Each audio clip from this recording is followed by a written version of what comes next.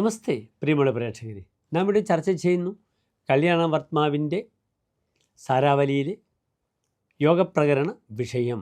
17ാമത്തെ ഈ അധ്യായത്തിൽ ചതുർഗ്രഹ യോഗങ്ങളാണ് പ്രതിപാദിച്ചിരിക്കുന്നത്. നാം ധാരാളം ശ്ലോകങ്ങൾ ചർച്ച ചെയ്ത് കഴിഞ്ഞു. ഇന്ന് നാം ചർച്ച ചെയ്യുന്നത് ചതുർഗ്രഹ യോഗത്തിൽ ചന്ദ്രനും ചൊവ്വയും ബുധനും ശനിയും കൂടെ ഒന്നിച്ച് വന്നാലുള്ള യോഗമാണ്. ഇവിടെ 2 ശുഭഗ്രഹങ്ങൾ ചന്ദ്രൻ ബുധൻ, 2 പാപഗ്രഹങ്ങൾ ചൊവ്വയും ശനിയും. അതിനാൽ ഈ 4 ഗ്രഹങ്ങളിൽ സമത്വമാണ്, തുല്യതയാണ് പാപഗ്രഹങ്ങൾക്കും ശുഭഗ്രഹങ്ങൾക്കും. ഈ യോഗം എപ്രകാരം ആ സമയത്ത് ജനിക്കുന്ന വ്യക്തിയെ ബാധിക്കുന്നു എന്നതാണ് നമ്മുടെ ചർച്ചാ വിഷയം. എൻ്റെ പ്രിയമുള്ള പ്രേക്ഷകർ, ശ്ലോകം ശ്രദ്ധിക്കുക. ശൂരോ വിമാതൃ പിതൃഗഃ ദുഷ്കുലജോ ബഹുകളത്രമിത്രസുതഃ ഭവതി സുകർമാഭിരതഃ ശശികുജ ബുധ സൗരി സംയോഗേ.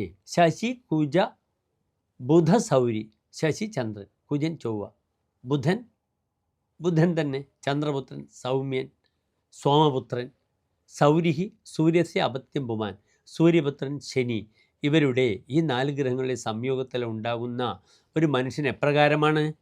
സഹ ശൂരഃ ഭവതി, അയാൾ ശൗര്യവാനാണ്, ശൂരനാണ്, ധീരനാണ് അദ്ദേഹം.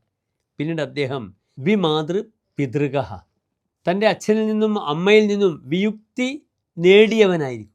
അവരാൽ ഉപേക്ഷിക്കപ്പെട്ടതാകാം, അല്ലെങ്കിൽ ഫാമിലി പ്രോബ്ലം കാരണം, പ്രശ്നങ്ങൾ കാരണം പലപ്പോഴും ഒരു അരക്ഷിതമായ ബാല്യം നയിച്ച വ്യക്തിയായിരിക്കും അദ്ദേഹം എന്ന് പറയുന്നു. പിന്നീട് ദുഷ്കുലജഃ, അത്ര നല്ല കുലത്തിലായിരിക്കില്ല അദ്ദേഹത്തിൻ്റെ ജനനം. കുലമാഹാത്മ്യമില്ലാത്ത സാധാരണ രീതിയിലായിരിക്കാം അദ്ദേഹത്തിൻ്റെ ജനനമെന്ന് പറയുന്നു. ഇക്കാലത്ത് ഇപ്രകാരമുള്ള യോഗങ്ങൾക്കൊന്നും ഒരു പ്രാധാന്യമില്ല.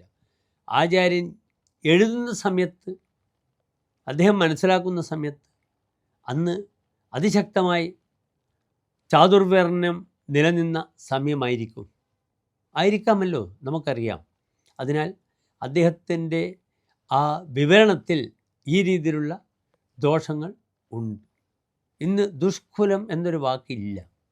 ഇന്ന് ഏറ്റവും സമാജത്തിൽ ശോഭിച്ചു വരുന്നത് പഴയ കാലത്ത് ചാതുർവർണ്ണത്തിലെ ശൂദ്രവിഭാഗത്തിൽപ്പെട്ടവരാണ്. അവർ സമൂഹത്തിലെ വലിയ വലിയ ഉന്നതമായ പദവികളൊക്കെ വിദ്യാഭ്യാസത്തിലൂടെയും ജാതികളുടെ സംവരണത്തിലൂടെയുമൊക്കെ ലഭിച്ച് വലിയ നിലയിൽ നമ്മുടെ രാജ്യത്ത് അവർ പരിലസിക്കുന്നുണ്ട്. അങ്ങേയറ്റം ത്യാഗം ചെയ്ത ജീവിതമായിരുന്നു അംബേദ്കറുടെ, അബ്ദുൽ കലാം സാറിൻ്റെതൊക്കെ തന്നെ. പക്ഷെ അവരൊക്കെ കഠിന പ്രയത്നത്തിലൂടെ ഉന്നത കുലജാതരായി പഴയ കാലത്തുള്ള ഈ ദുഷ്കുലത്തിൽ ജനിച്ച അവരൊക്കെ തന്നെ സമൂഹത്തിൻ്റെ വലിയ വലിയ നിലകളിൽ എത്തിച്ചേർന്നു. ലോകത്തിന് മുഴുവനും മാതൃകയായി. ബഹുകളത്ര മിത്രസുത, ഇദ്ദേഹത്തിന് ധാരാളം ഭാര്യമാരും സുഹൃത്തുക്കളും മക്കളും ഉണ്ടാകും എന്ന് പറയുന്നു. പിന്നീട് സുകർമാഭിരതഃ ഭവതി, നല്ല കർമ്മത്തിലോടുള്ള താല്പര്യം, മോശപ്പെട്ട കർമ്മമല്ല. അതിനാൽ നല്ല നല്ല പ്രവർത്തന മേഖലകളോടുള്ള താല്പര്യവും അതിലൂടെ ജോലി ചെയ്ത് സമ്പാദിച്ച് ജീവിക്കുവാനുള്ള ഒരവസരവും ഈ യോഗത്തിലുള്ള ജാതക കർത്താവിന് ലഭിക്കുന്നുവെന്ന് സാരം. നമസ്തേ.